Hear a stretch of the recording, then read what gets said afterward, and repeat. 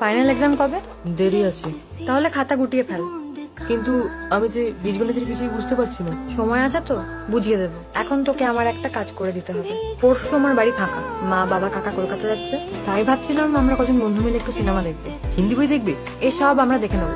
আমরা একটা বড়দের সিনেমা দেখতে চাই, তুই কিনে দিতে পারবি? মানে অ্যাডাল্ট?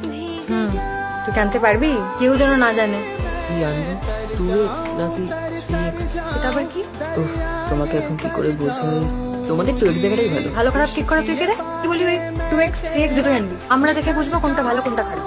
আর দেখিস তো বেসিক ইনস্টিংক্টে পাস কিনা। Basic instinct? ও তো বাচ্চারা দেখে।